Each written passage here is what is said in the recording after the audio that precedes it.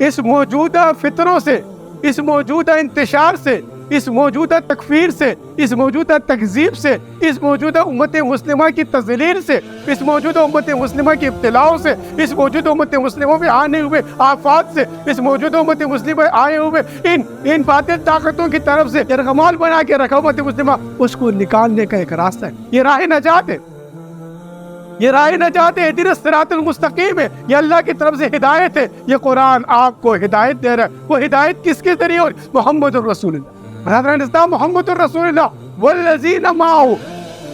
اب ہم اس بات کو سوچنا ہے، اس بات کو سمجھنا ہے، اس بات پہ ہم نے ایمان لانا ہے کہ کیا محمد مصطفیٰ صلی اللہ علیہ وسلم اسی وقت کے نبی تھے؟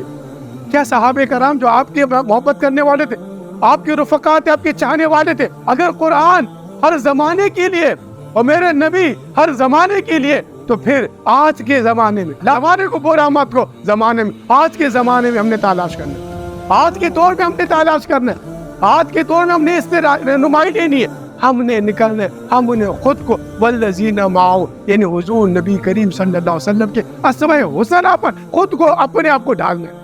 اب اسماء حسنہ پہ ڈالنے کے طریقے آگے بتائے گئے، انہی طریقوں کی طرف بھی کل بھی آیا تھا، اشداء الکفار رحماء بینہم، اللہ اکبر، میں نے عرض کیا یہ خارجہ اور داخلہ پانی سے رحماء بینہم کس طرح ہوں گے؟ صحابہ کرام نے کر کے دکھایا، حضرت اکرمہ نے کر کے دکھایا جنگ یرموک میں، معاذ اور معود نے کر کے دکھایا جنگ بدر میں، والذین معہ کس طرح ہوا جاتا ہے۔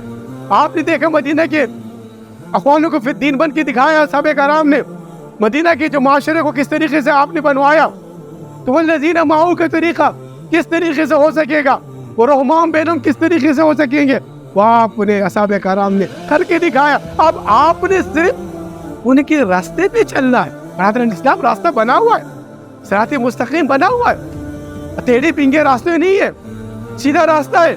فإنی عابدون، یعنی بندگی کرنا ہے، کس طرح بندگی کرنا ہے؟ جس طرح صحابہ کرام نے بندگی کی۔ فإنی عابدون ھذا صراط مستقیم۔